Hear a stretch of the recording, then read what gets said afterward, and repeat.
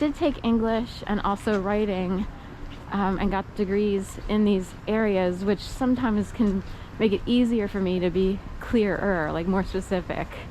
It's hard to explain. Also, I went through a really wild situation, and during that time period, in a way, I had to become even more clear because I was trying to explain what was going on, which is incredibly confusing to explain.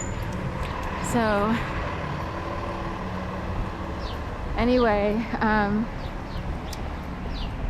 point being, I've had instances where it's like, why is this person saying certain things that don't make sense at all? So I chalk it up to a different movement, and I don't know if it was because I said something borderline negative, like the East Coast is 30 years behind San Francisco, or the West Coast is like often 30 years ahead of the East Coast. There's nothing wrong with saying that, but some people might be afraid to sound negative in any way. It's not negative, it's an actual fact. So my point is, we live in a world of free speech. You shouldn't be afraid to say something. It's not trashing the East Coast, it's just saying it's interesting that things crop up on the West Coast, and sometimes it takes like 30 years to get over here. In fact, I waitressed a long time ago at Ruby Tuesdays at the Christiana Mall. I don't even know if it's still there. But the bartender, Leslie, who worked there, used to live in, she lived in San Francisco for a while and was part of the whole movement of sort of feminism, or women avoiding like abusive situations, which often, at least in some people's worlds, involve men. So she had adopted the whole, get this, lesbian thing. Of course, her name was Leslie, spelled Leslie. I wouldn't think about this till many years later. Like, did the natural world crack down on, did they do something weird to like the LGBT community? Like, Leslie wouldn't even know that. She wouldn't even consider her name a problem. Like, I'm sure she's still like doing her feminist thing, you know what I mean? But someone made me think of it like, look at this. You actually met someone named Leslie, who came from San Francisco, she was raised in Delaware, but she wound up in San Francisco for like 10 years and then came back to Delaware.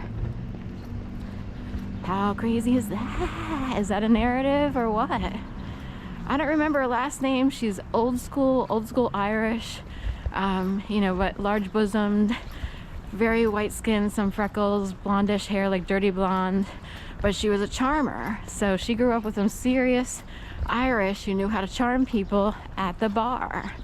You know what I mean? So there are women who learned what their brothers and dads were taught, and they took that into the LGBT community. She was quite the mover and shaker in the dating world or the pickup world, a lot of pickup artists. I met a lot of women who are better pickup artists than many men I've met. And in a way, it's a compliment to the men who didn't want to go out intentionally manipulating women. But it is interesting that, men like to have a notch on their bedpost, and there are women who have more. I am so not kidding.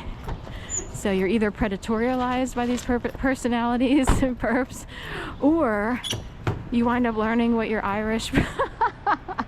I think it's funny because it's not just reserved for the Irish, but, the Irish are known for bar goers and stuff like that.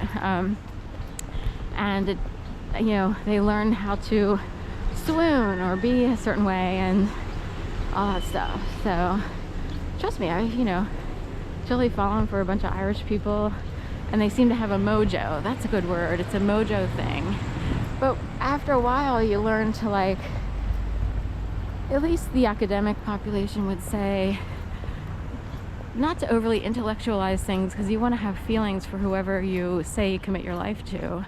But there is something to be said for having quote unquote mature relationships where it's not based on, lust and all that, on all the mojo, It's based on, are we compatible? How do you get through life? I don't want to be insecure and crying every day because so-and-so, didn't show up after work, you're wondering where he or she is. Usually he, you know.